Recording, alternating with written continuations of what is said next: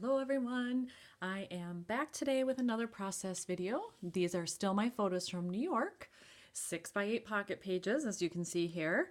And I think this is how I'm going to lay them out. So I've already arranged them.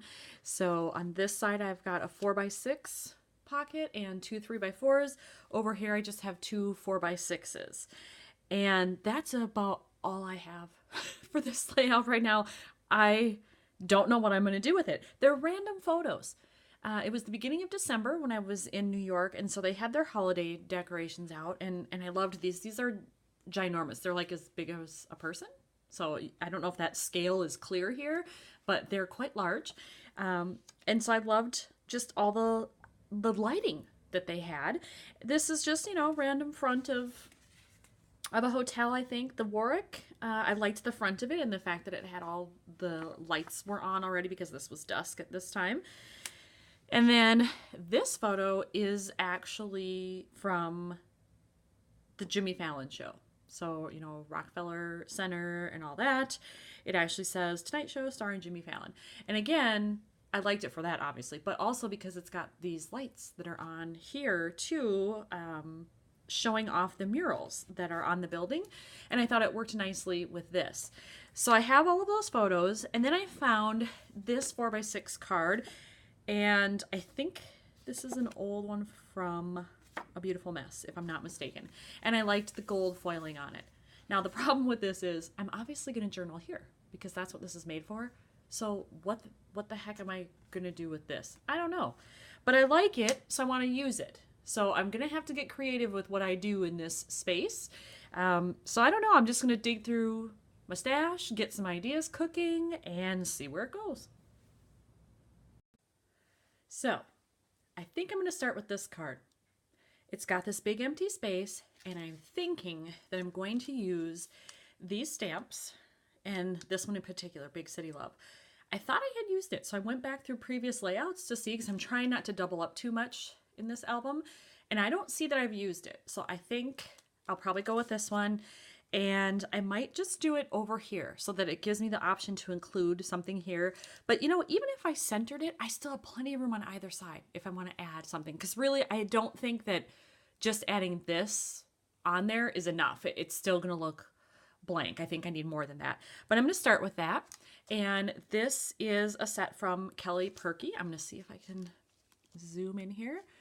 And it's called Big City Love from 2017. So it might be on her website still available, not sure. But that's who makes it if you are looking for it. So I'm going to start with that. I'm just going to use my black Memento ink. That's my fave.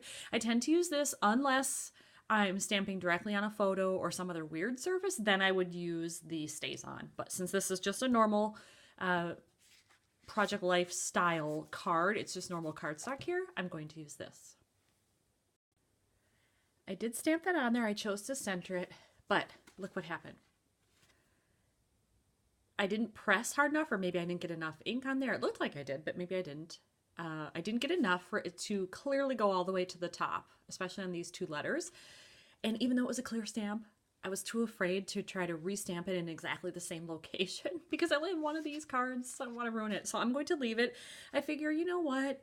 New York's a little rough around the edges. This is a little rough around the edges. It goes. It's all good. So I'm going to leave it that way. And then the other thing I was thinking of looking at this is, there are some very traditional holiday colors in here. I've got gold, I've got red and green, but I've also got purple. And I recently bought some digital files. I think it was from Elle's Studio. And they're just these circular journaling spot things. And so I have all these different colors, and I printed them at home and cut them out. And I'm thinking, I know I have a journaling spot here, but I could maybe use this and just kind of overlap it over here somehow, maybe up here, and either stamp again on it and just sort of ignore that there are lines. I think that could still be doable. Or write some smaller message on here even after I've done the larger journaling. I'm not sure, but I like the fact that it brings in a little bit of color. And that it's purple, it's non-traditional, so it'll help make that jump out and you just won't see the gold and red. So I think I'm going to try that. And again, I don't know what exactly I'm going to do with it and how it's going to turn out, but I'm going to go for it. I did add on the circle here, trim the edge so it's hanging off a little bit, which I like the look of that. And then I decided to add this little phrase strip here. It just says observations, but it's a little bit of that red that plays into what's on this side. So hopefully that will bring the two sides together and it'll make the color feel pretty cohesive. So that's it on that one for now. Still not sure what I'm going to do here. I was thinking maybe I could find an embellishment of some type, maybe some wood veneer or a little rubber star or something. I know I've got stuff, so I just have to go in and look and see what's going to work there. But leaving it alone for now, and I'm going to work on these 3 photos next. When I was going through my stash of stuff just now, trying to figure out what I could do on these other photos, I did come across some things I want to use. And when I had mentioned star over here, that's what I was looking for, and I got lucky. I found these 2 little stars here, and I hope the camera picks them up well. They have glitter on them. They're acrylic shapes, but they have glitter mixed into them. And this is purple. It's more of a lavender. It's a lighter purple, but it is purple. These are from Stampin' Up, I think. I'm pretty sure. And I'm thinking that I can take one and put it up here to add some color to this very black and white minimalist card. And then I can take this one and put it over here somewhere, either here or here, because I want the triangle. And look what I found for over here. Ta-da! I don't, for the life of me, remember who makes this. I know it was from a set that was all about like rock star stuff. There were guitars in it and this and speech bubble things, whatever, and it was all about music and rocking out. So this side doesn't match, but this side does. It matches very well, I think, with all of those gold elements. So I think what I'm going to do is take it and just overlap it here like that in some fashion. So then it really kind of brings the eye up to that corner and you see the phrase in the middle, and then this side will be left alone. I've glued on those 2 stars, and let me tell you, this thing was a pain. You know, the insides of this are so small and thin, it was hard to get the glue on there. So luckily it dries clear, so it might be a little goopy, but you won't notice it that way. So that's helpful. But just to let you know, if you buy these, they are kind of a pain to attach. So speaking of attaching, I think what I'm going to do with this photo is I found this little flag, phrase, pendant, whatever you want to call it. Found that in my stash, and it just says where to next. And so I thought maybe that would help break up kind of this dead space that's on the sidewalk here. And it's a darker color, so I didn't have to worry about too much red, green, purple, whatever. And then I can still use the little star here. So I'll probably just kind of overlap it like that, in some way. And then that one will be done.